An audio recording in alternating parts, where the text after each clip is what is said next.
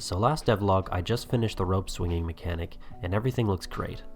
Maybe needs some polishing, but the core is in place. This episode I want to focus on making the whole game procedural, so that our rectangular protagonist can jump from rope to rope and never see the end.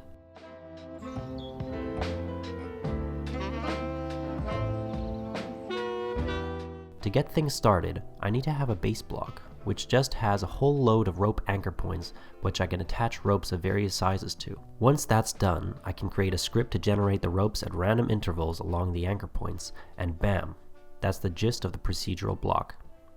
Now to make this block procedural, I have to add two things. First is a trigger to generate the section ahead of the player, and secondly is the attachment point for the next section to be anchored to. Once that's complete, I'll prefab this thing and create the script to generate the next section once the player crosses the trigger. I'll just add a score based on the number of ropes the player has jumped, and that's that.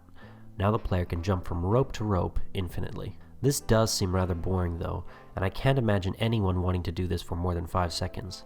So it's time to add some variation to the game.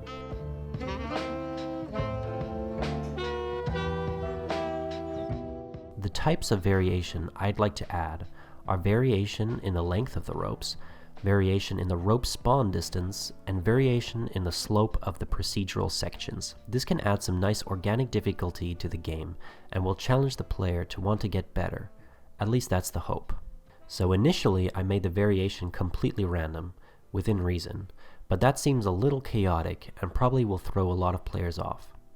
So I changed it to be based on the score instead. Now the farther the player gets in the game, the more difficult it gets to proceed.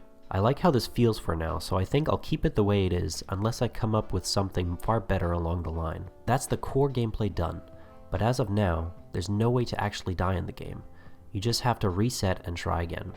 So the next thing to implement is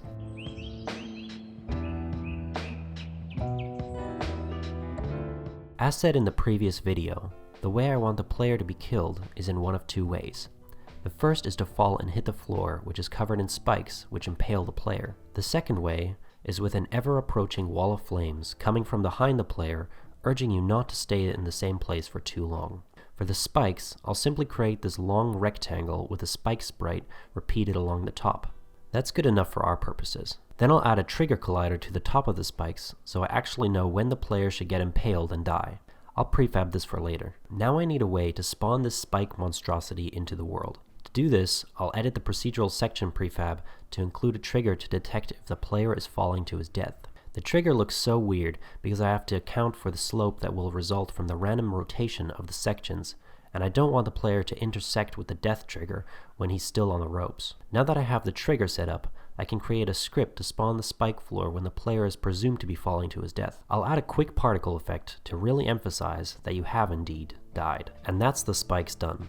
The second way to die is with the wall of flames, and how better to represent that than with a particle system. So I'll set that up quickly, and once it looks reasonably alright, I'll make it move with the camera to give the player a sense of urgency. Of course, this urgency won't be fake. I'll add a trigger to this particle system as well, and if the player crosses this point, he releases the rope and dies. Now I'll make the camera slowly move ahead of the player, like in one of those Mario levels where you have to try and keep up with the camera. I'll adjust the speed of the camera according to the player's score as well, so the difficulty scales with progression. And once that's done, we have a convincing wall of fire to push the player forward at all times. I hope you enjoyed this devlog.